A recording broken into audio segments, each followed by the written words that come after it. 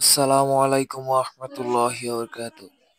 আশা করি আপনারা সকলেই ভালো আছেন। আমি আলহামদুলিল্লাহ ভালো আছি।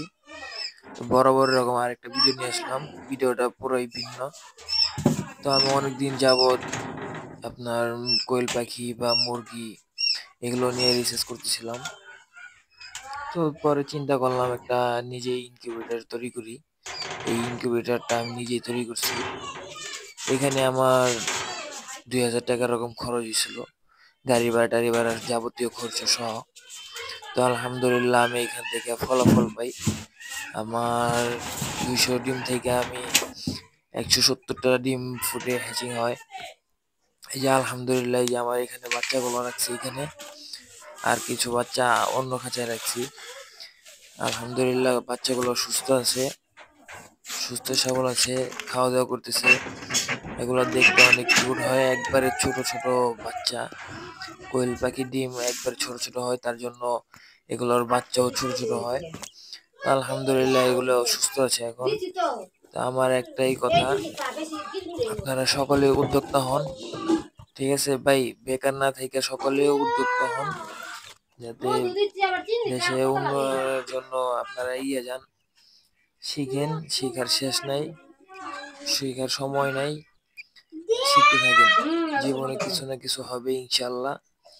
আলহামদুলিল্লাহ আমার এই মিশনে আমি সফল, যেহেতু আমার বাচ্চাগুলো ফুটেছে। তো আমি অনেক খুশি। আর এগুলার মা বাবা আমার বাসায় আছে। এগুলার আমি ২০০ কোয়েল পাখি কিনে আনছিলাম। আমি কোয়েল পাখি ১.৫ মাসের বাচ্চা আনছিলাম ৫৫ টাকা পিস। তো আলহামদুলিল্লাহ ২০০ কোয়েল পাখি থেকে আমার এখন ১৮০ পিস আছে, আর ২০ পিস মারা গেছে। তো এখান থেকে ডিম পারছিল। তারপর আমি মেশিনে বসাই দিয়েছিলাম, আমার মেশিনে, যেটা আমি ইনকিউবেটর বানাইছি আমি নিজেই। তো এখান থেকে আমি ফলাফল পাই আলহামদুলিল্লাহ, খুব ভালো ফলাফল পাই। তো এই যে বাচ্চাগুলো দেখতেছেন অনেক সুস্থ সবল। তো এগুলো মূলত ১৭ দিনেই ফুটে যায় কোয়েল পাখির ডিম। আর মুরগির ডিম লাগে আপনার ২১ দিন।